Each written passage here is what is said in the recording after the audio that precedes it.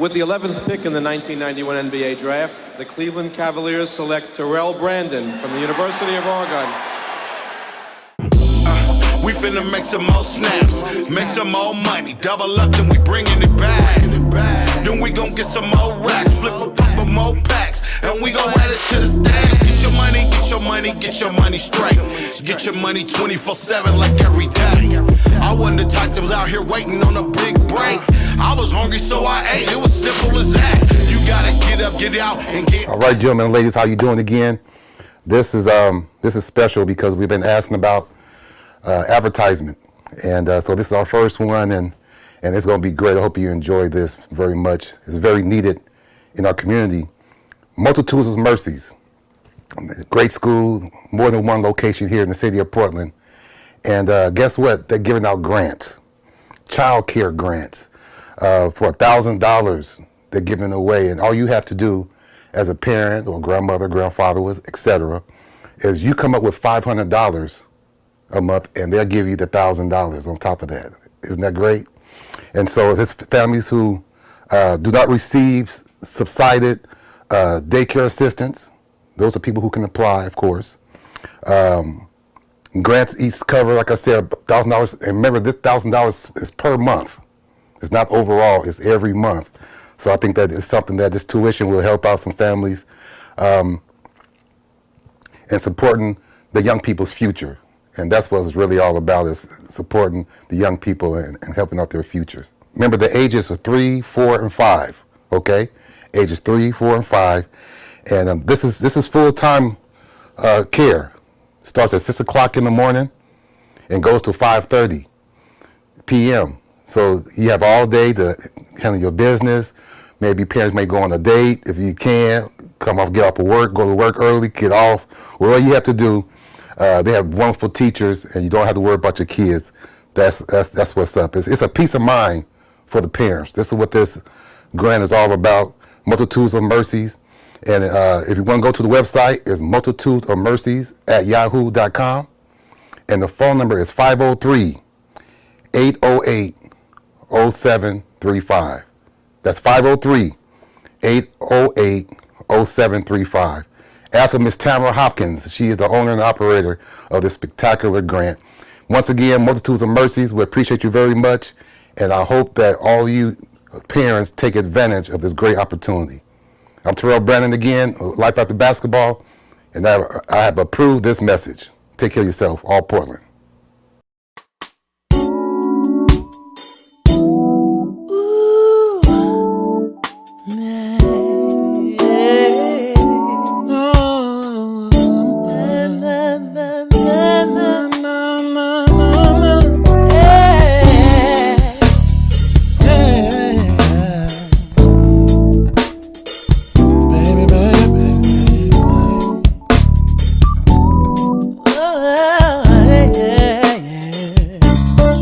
Gentlemen and ladies, how you doing again?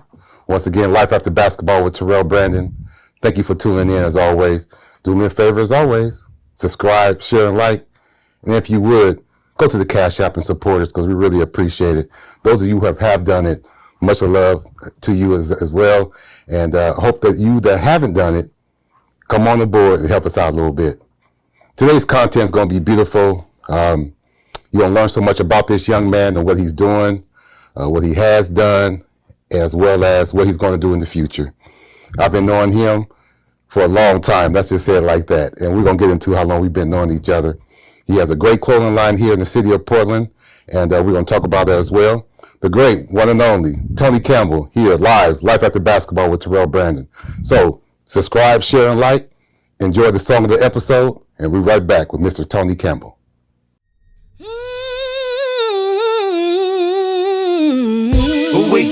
Just rock all night long with it. Keep your position and keep rocking strong with it. This game ain't for everybody. This life ain't for everybody. I rock all night long and I keep some Patron in it. I keep on rocking, and this is my song with it. This game ain't for everybody. This game ain't for everybody. Take me where I can get money. Take me where I can get money. Take me where I can get money. Take me, please, we need some money. Respect it. The game is alive and it's breathing. I ain't gon' lie, we out here eating. Money out here, we feasting. We gon' turn out this party. Say who, me? I'm coming through with them party favors. They call me Candy Boy. I got them now laters. I got them candy apples. I got them lemon heads. You know, TC, it's funny when I was introducing you, talking about how long we've been knowing each other. It's something as we start talking and communicating and counting the years, and it's like, oh, wait a minute, we in our 50s, man. Man, that's nuts. Me being the age I'm at now, I trip off myself every morning when I wake up. I'm like, wow, bro, we made it. Yeah. And still got a lot to do. That's right. Yeah. That's right. And we met each other, oh, God. I believe it was probably grade school more than high school. I'm going to say the same thing. Yes, because you're 55. 55. I'm 55. When's your birthday? June 12th. Okay, so I'm only just a couple weeks older than you, so probably 83, 82, 83. TC? Around there, man. I remember, like, you know, when they had self-enhancement and stuff like that, and going to Concordia for little summer leagues. And all those kind of things. And I remember, you know, seeing you. We didn't know each other, but we knew who each other because we just see each other all the time, you know? Yeah. And so that's my memories. And then when we got into high school, then we actually started to know each other. Yes. You know? Yes. I don't want to skip it too much because I want to save some of that. Grade school, what grade school you go to here? I went to Elliott, which is now Tubman. And now they changed Elliott to Boise Elliott. Right. But then I went to Sabin for like a 5th grade because Elliott only went up to 4th, so. And that was my time there. Then I went on to Beaumont, then Grant. Yeah. Did a little stint after that in Beaverton High School, and then Grambling State University for college. Yeah, I want to talk about that too. Okay. Let's backtrack a little bit about the grade school times. You know, we talking about the 70s, man. Yeah. You know, we talking about when Doritos was a quarter, and, you know, candy bars was a quarter. Bubble gum. See what I'm saying? And we had to go to the phone booth. Yeah. Talk about those young good times, man. I mean, we didn't have no pagers. All we had was a phone, and it was dial up, you know, rotary. Yes. And when you went out, if they didn't catch you while I was at home, they weren't going to find you all day. Yeah, that's right. They couldn't reach you unless, you know, you had an answering machine, and that was for the rich folks. Yeah, that's right. So I didn't have that, but we walked up to Lloyd Center all the time, me and my cousin and a bunch of the neighborhood kids, and we go to Sabin and play basketball. That was the spot where everybody went. And we'd hang out and play baseball in the streets when you could do that. Yes. And it just seemed like it was just really safe, you know? And I was raised over there, like, off of 15th and Beach, you know, when there was a Tradewell store across the street, and which is now a Whole Foods. And there was a corner store on 15th and Fremont. That's right. That was just how the hood was. Yeah. And everybody knew those stores. Just remember the candy shop right on between 12th and 11th on Fremont? You know I do. Yeah. Everybody went there. That's right. So those were the good old days in that neighborhood, man. Yeah. Even at that time when the police would drive by, they would stop kids and they had Trailblazer cards and they would give it to us. Remember Exactly. That? Yeah. And we'd get little stickers from them. I remember that, always stopping the police. And they would just stop and hand you Blazer cards. Yeah. So you don't see that anymore. No. I think we should go back to that. Yes. You know, these young men, young women, they deserve that. There's still kids playing in the street, man. You know what I'm saying? And they see to watch TV so much. Yeah. And they automatically say, I'm scared of the police. And that's what they've learned through their lives, you know. Don't trust them.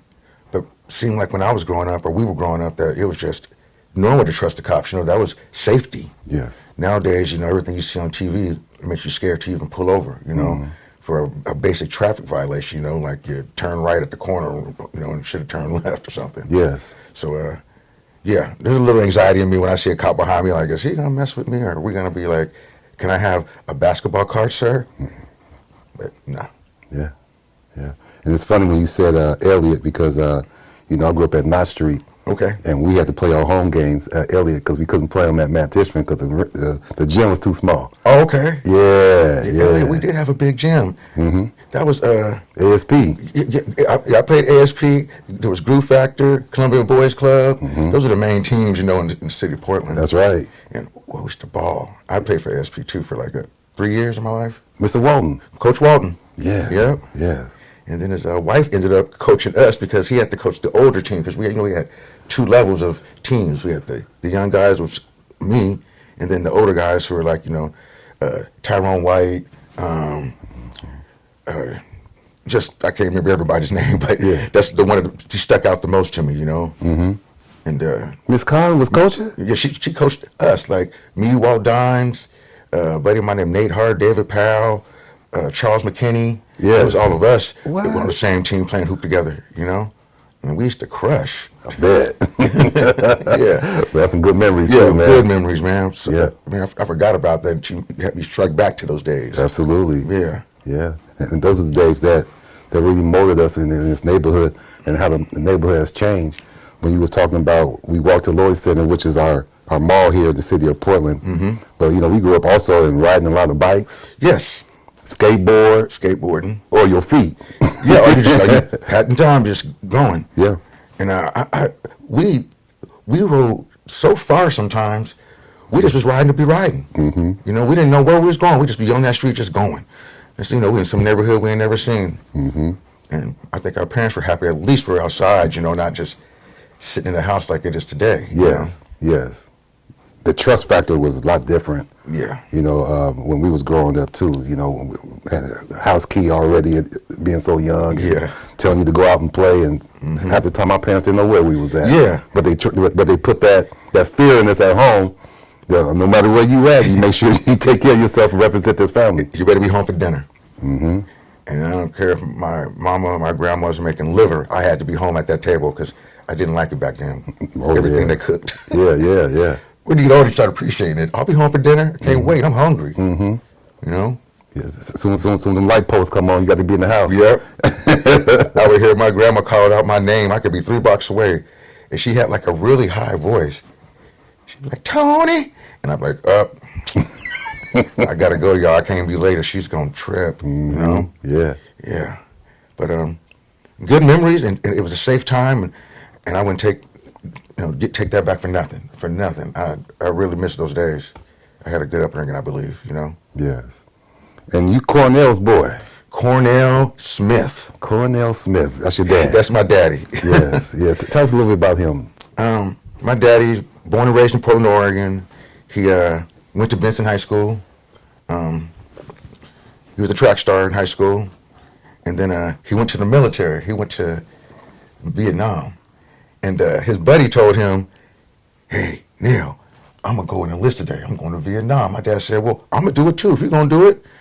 His friend didn't do it. And my dad did. Oh, man. So he went over there, man. He did 3 tours, 2 Purple Hearts.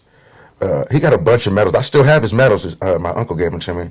But he got shot a couple of times over there and came back. And then the last time he came back permanently. You know? Oh, wow, yes. But he's rest in peace now.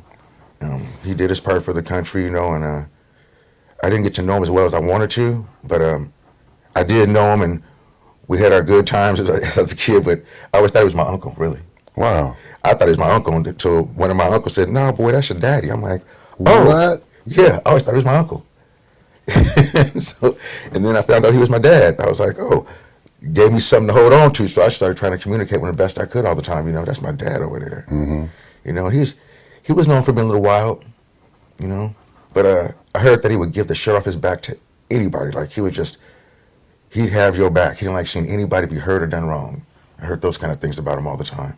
Mm-hmm. You know, but he had a reputation of standing his ground. Yeah. Did he ever get a chance to sit you down and talk to you about the military in depth, or was it bits and pieces? It's bits and pieces. Like, you know, sometimes he would sit at my grandmother's house in the backyard and talk about, like, over there, oh man, you know, it was tough, and I'm sure he saw a lot of craziness. Mm-hmm. You know, I know he did. Mm-hmm. But he would tell me about, just going to different parts in Vietnam and just the poverty and the kids and the families who were torn apart because, their village was raided, and he said he saw it all, but he said it was hard to trust the locals there because people were so in fear of being retaliated against if they took the help of a Marine or a U.S. soldier. Oh, wow. So he was like, sometimes you didn't trust them and you ended up doing a lot of things you didn't think you was going to do. You had to do it, though, to get information to keep your men safe, Wow. Wow, that's inspiring, though. Yeah. And I know your grandmother was all ears, man. I hear you light up when you talked about grandma, man. So was grandma, was she the one who was not only just telling you to come home, but all the discipline and everything else? The discipline, the dinners, the lunches. If all the homies came to my house, and we stood on the side of my house, I lived over there on 20th and Mason, she would go outside and count how many boys was out there playing basketball in our driveway and go make fried bologna sandwiches with Miracle Whip, lettuce, tomato, white bread, tomato soup, and a big glass of cherry or grape Kool-Aid. Wow. So everybody liked being at my house in the summertime. They love to come over there. And I liked it because it was like we had the family house in the neighborhood. We never locked our doors, any of that. Wow. Everybody walk in, my grandma like, who's that? You say, it's Tony, or I got a close partner, like grandma's Ricky, or my friends. Everybody would just walk in the house and all she would say is, who's there? Because everybody who was family or close friends knew that we kept our doors unlocked. Wow. Wow. Yeah. Yeah, and that's when we had screen doors, too. Yeah, we had screen doors, But we had a big old heavy wood door. Is that right? Yeah, I remember, I used to just, and it always squeaked. But that's how she could hear you. Just to know it's coming to the house. You couldn't really sneak in, Yeah. So that was like my, where I went to when I wanted to feel safe. Even in my older years, I would go to my grandma's house and just go chill in the living room and flip on the TV, Yeah. Yeah. And it's a trip, though, because I know you was flipping on the TV. You wasn't flipping. You was turning. I was turning. I don't want to showing our age now, TC. I got to get back up and turn the channel. That's right. That's right. The grandma would call you and say, Tony, come here. Turn that channel. I want to watch wrestling. And that's when, you watch, remember, Buddy Rose, Jimmy Snicker, Andre the Giant, all that. My grandma always was watching wrestling. In syndication, she saw the match probably 10 times in her life, but she watched it again. Wow. And that came on late at night sometimes. So if I got over there late, she gonna definitely be up watching wrestling. Wow. And as a kid, the little one, I would sit in her bedroom with her and watch wrestling. Wow. And Tom Peterson, wake up. That's right. And Gloria too. Yeah, Gloria too. Yeah, she out of herself on there. Yeah, she did. She got herself in there. That's right. I'm a part of this. It ain't just Tom. Yeah. That's right. Yeah. I there's some good memories though. Yeah, that's right. That's right. My neighborhood was cool, man. It was just all my friends was like family. Everybody came to my house. My grandma babysat, and they called her Miss Smith because she babysat everybody's kids in the neighborhood. And so we had a very, diverse group of people in our house. Like we had the white kids, the black kids, single moms, and sometimes single dads. But my grandma watched everybody's kids, and I learned how to change diapers. I feel like I'm good with children, because I was always around little ones, and sometimes she'd ask me to hold the baby while she goes and makes lunches for all the little kids. So I learned young, how to be around children and deal with them, and she taught me that, and that I know how to deal with people now. So that helped me a lot. Absolutely. And I see you all the time, and that's how you deal with people to this day, no matter what color they are. You go up and you introduce yourself, say, hello, I'm Tony Campbell. You're having a good day. And when they leave, you say, have a better day. Yep, have a better day. I've heard you say it. Hey, talk to you later. Yeah. I feel a need to talk to people and say hi to them, because their day could be going rough and maybe they don't got a lot going on. And you just, hey man, what's your name? Hey, my name's Tony Campbell. What's your name? And just speak to them. You might learn something that day. And I don't know why my interest is in just going to people and introducing myself, but I just do. Sometimes I get looked at like I'm crazy, And they look at me like, wait, do I know you? I'm like, nah, man, we don't know each other. I'm just saying hi. you know? And you see me do it. you know? Absolutely. Or I'll just say hello in my little Irish. Yeah, yeah. I'll say hello, and they look at me like, oh, that's funny. Yeah. And that's how you strike up a conversation with them, you know? You know, I hear people saying hello all the time. Yeah. They can't say it like me, but they can say it. That's okay. Yeah. Once again, Life After Basketball, Terrell Brandon, sitting here with my friend Tony Campbell. And we had an instance in high school that you told some of our friends one day at a party that we went to that I had forgotten years ago. And you said, you remember when we went to the party and we was out there in Beaverton? Yeah. Tell that story real quick, man. Oh, my goodness. You went way back with me on that one. Man. Okay. So I had went to Grant, and then I moved to Atlanta. Then I came back after about 8 months because Atlanta wasn't as cool as I thought it was going to be. My mom lived there. So came back, went to Grant for about another few months, and then I'm going to Beaverton. So I'm with some friends, and they say, hey, man, we're going to go meet TB. I'm like, Terrell? They're like, yeah, you came with us out to Beaverton to this party. Because I was going to Beaverton, and they always had, the parties was kind of popping. And so we go to this house, and before we get there, I had on this Oregon neoprene sweatshirt. And he said, yeah, man, that's where I'm going to go to school at. And I took that shirt off my back and gave it to you. And you wore that in that party. So when you sat down in that party, everybody was like, all these people were just like they were stargazing, you know, because you was doing your thing, you know, and hoop at Grant, you know, and this, I remember this chick came up and asked you for your autograph while you were sitting there, and you was just like, you looked like, what is she talking about? She wants my autograph. Like, you were so, I said, just give me your autograph, man, you know, I know you got a pen, and wrote that autograph down.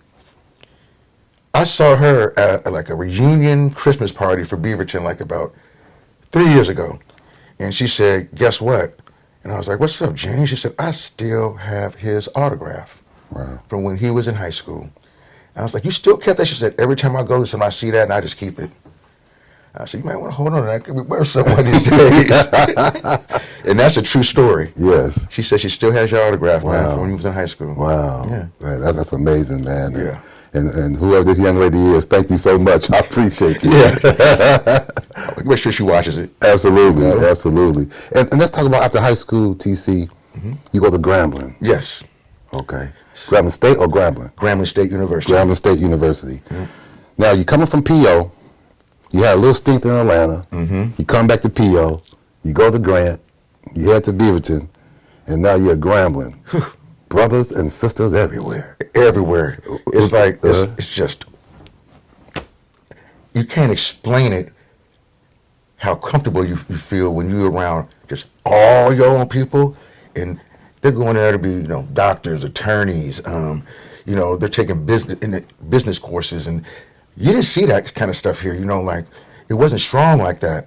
And I got totally, like, mesmerized. Like, I said, when I'm here, I got to do better. You know, it motivated me to do better. But I stayed there, and then I had to get back to Portland, my man.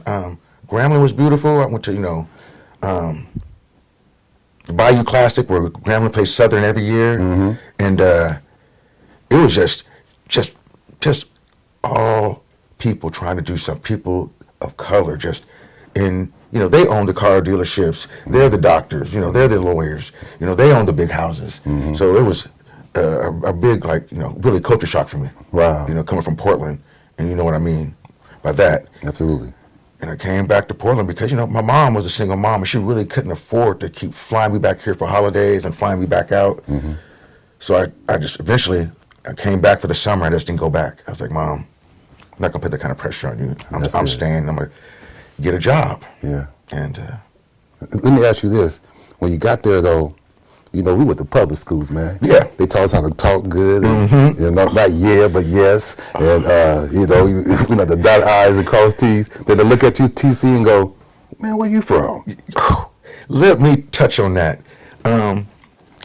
Let's go back to Atlanta for 1 second. Okay. When I was in Atlanta and I had a political science class, this dude named Thomas, they couldn't stand me because the way I spoke.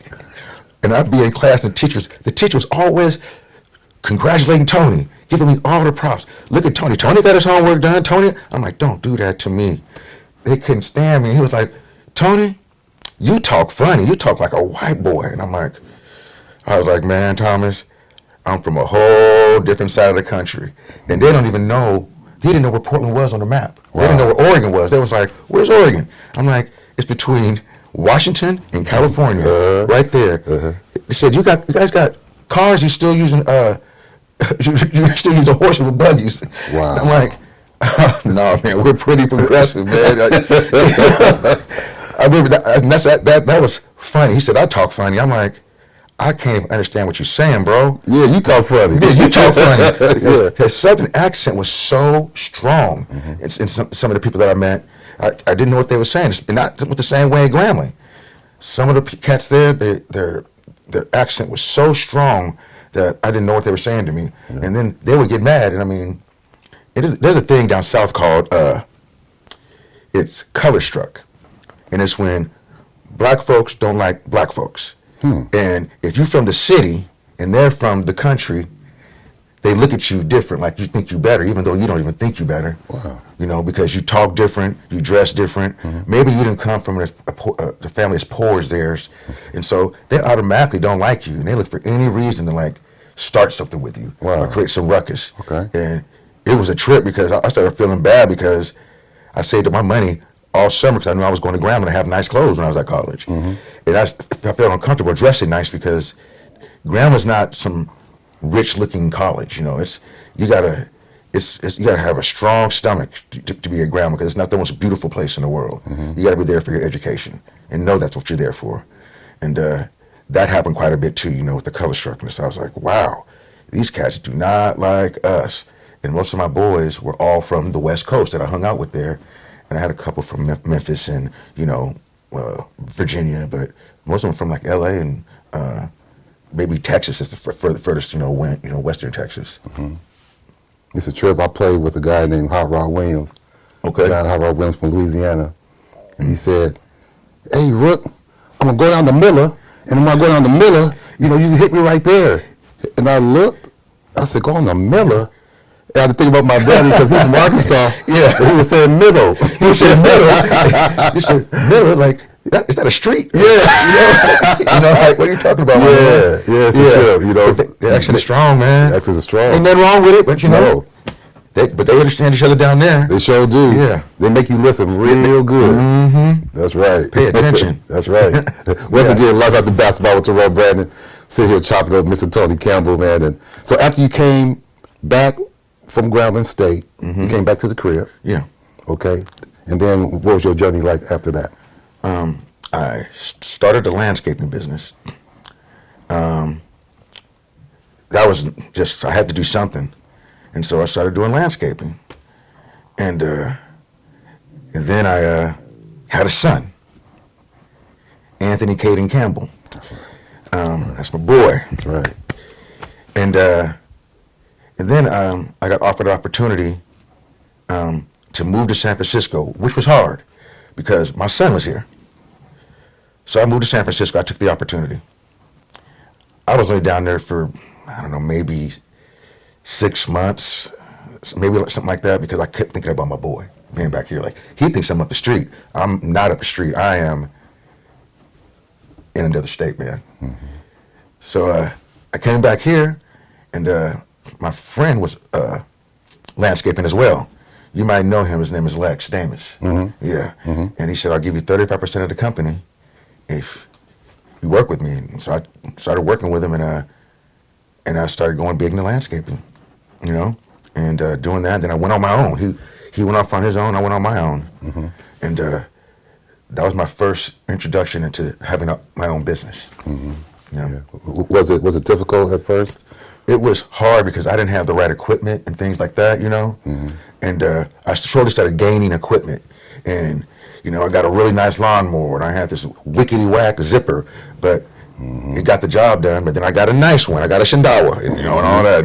And then I got a trailer, and I had a nice truck, and it started building up. And then, you know, but what happened is I got in a accident going to a job to do, and I think I've shared this with you, and I got hit so bad that it totaled everything. My equipment was destroyed. Ambulance came, took me to the hospital, and so I couldn't really do that type of work anymore. Yeah. So that ended that.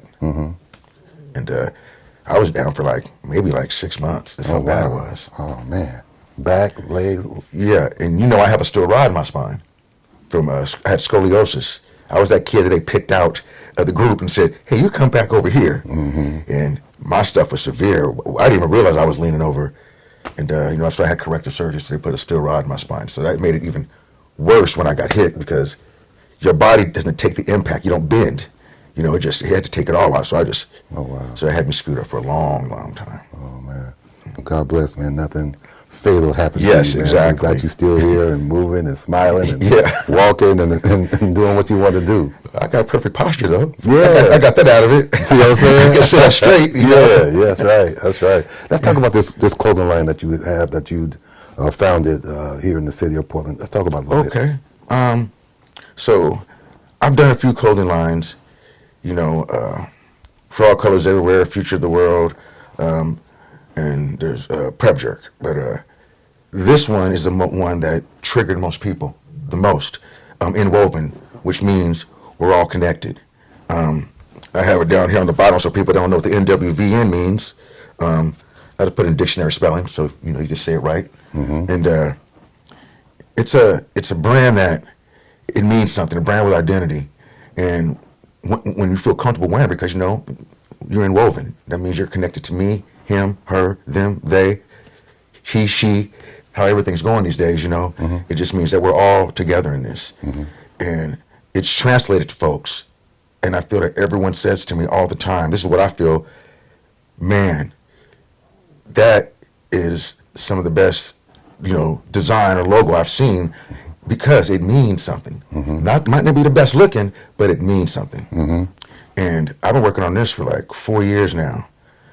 And like with any brand, you have your ups and your downs, but this is the one I focus on the most. Okay. And this wave kind of signifies that we're all connected. The W and the N and the W on my hat, just as well as you're wearing one of my hats. Absolutely, Yes. you better believe it. Yeah, Inwoven. That's right. that's called the Little League. That's right.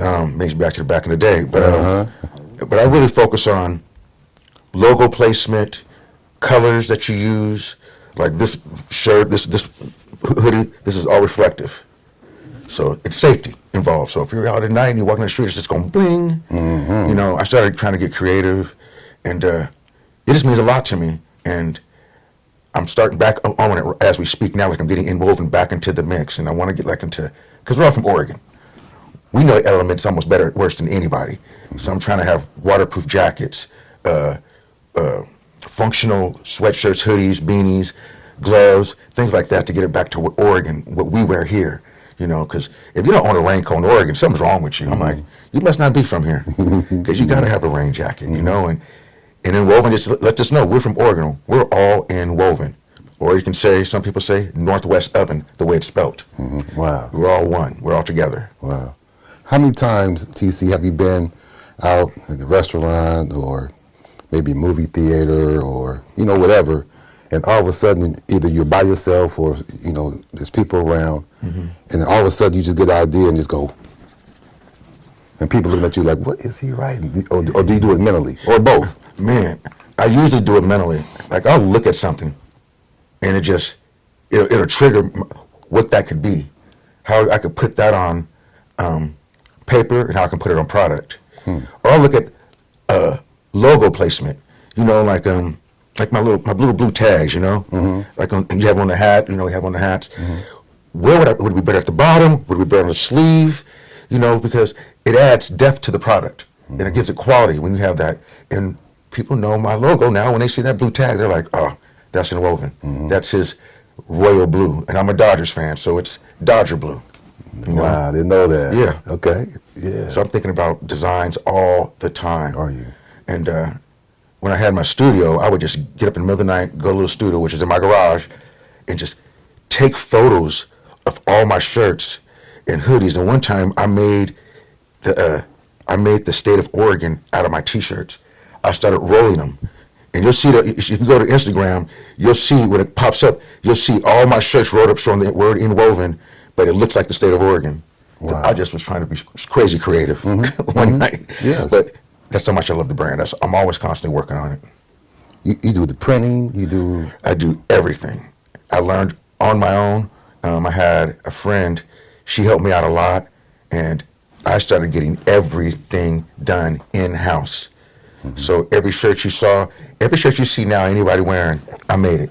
I made this, I did this. We sewed the label tags on, the blue tags on, everything. No middleman.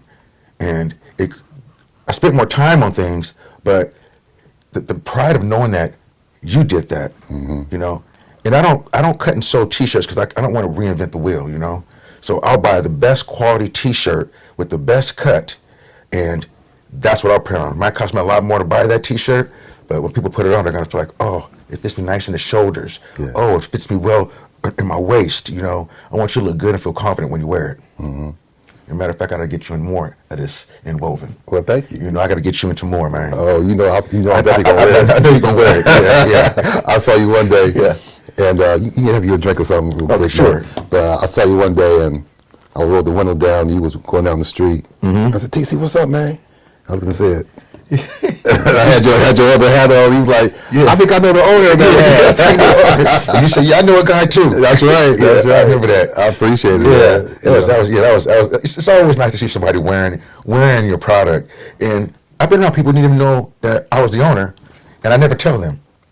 It's always somebody else telling them. And I'm like, you ain't got to tell them that I'm the owner of that, man. You know, because it's a pride in people liking it.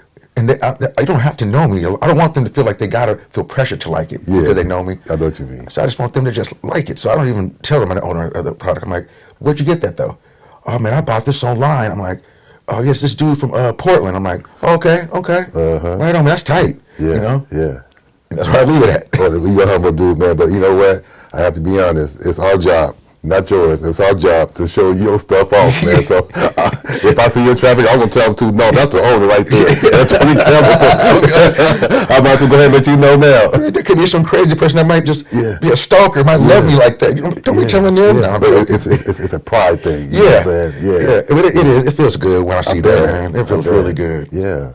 Because there's a lot of designers out in Portland that I want to meet, you know, and I haven't really met any of them, but I know they know I'm creeping. You know, I'm creeping up on you, you know, but because I want to learn from them too, you know, and really we all should get together and do a collab, you know.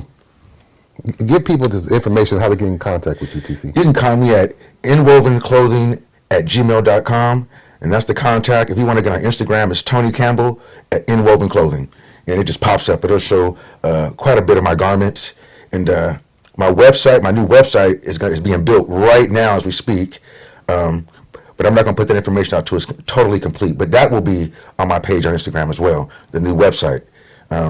People are doing a lot of Instagram things, and I still feel like you have to keep it old school and just be e-commerce and have a nice website. I don't overcrowd my stuff. I have one shot of one shirt or one sweatshirt or hoodie, and then I'll just, here's the colors you can get this shirt, or here's the color tones, you know. And I keep it at that because I don't want it to be a hard thing to buy my stuff. And you can do it far as through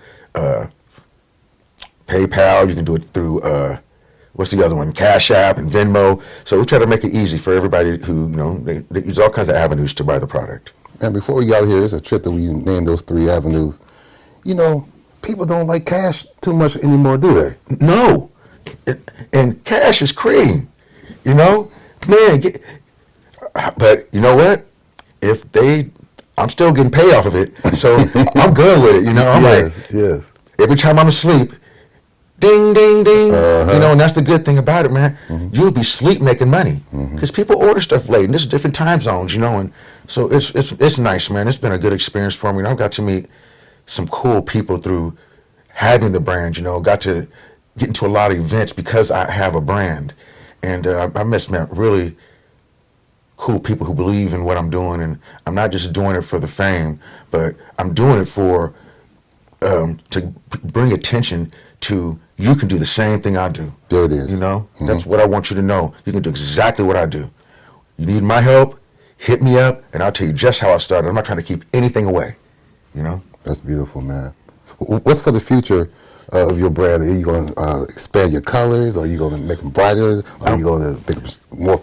You have female stuff as well. Yeah, I'm glad you asked that because in both the female and the colors, I have a lot of unisex T-shirts, sweatshirts. It's hard to find unisex sweatshirts, so most females don't mind. They'll just buy it because they like it. But my color codes are, I'm all over the place because I had like 20 different colors at one time, man, of different shirts and just, I had watermelon, which was it was like a red shirt with I call it Portland green logo, and it just that blew up, and chicks were just buying it because it was just a chick-like color. Uh-huh. The color code looked good together. Yes. You know, and then I started doing, you know, I did some outdoor jackets, some parkas.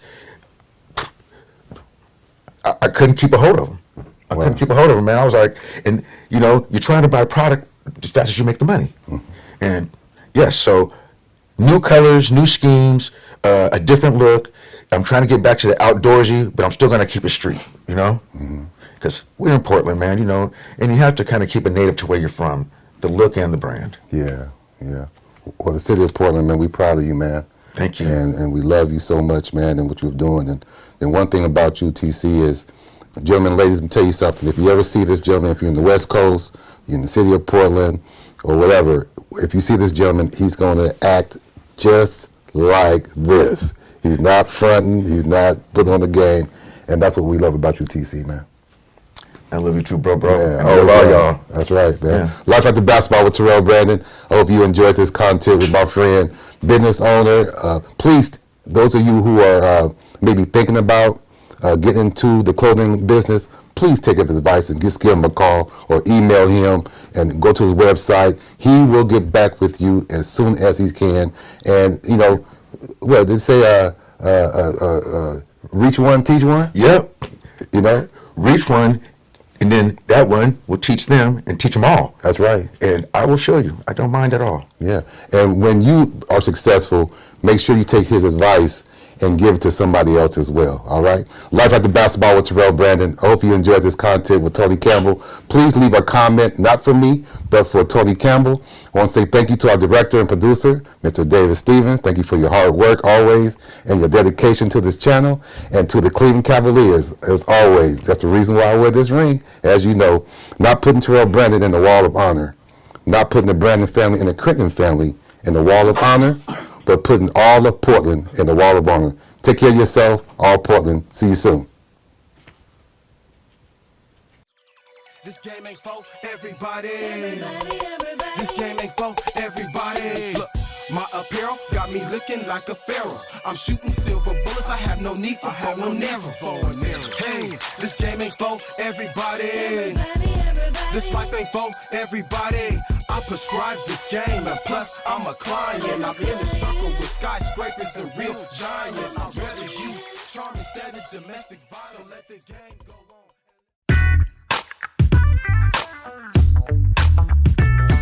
Yeah, breathe with us. TB, Maniac, Mr. X to the you know me, steady. Bosco, come on, tell these chickens how we do it, man. Niggas smoking on that greenery and sipping on that hand. 3 chicks in my sports car, nigga, all of them. Step up in the club and grab a table for my friends. I know it might sound crazy, but that's how my life has been. Another nugget like exhibit just can't be found. To all my women, I be swimming in, hold me down. Steady, never back down, only hold my ground. Check the resume, we just cocking the spray. Y'all just sloppy and get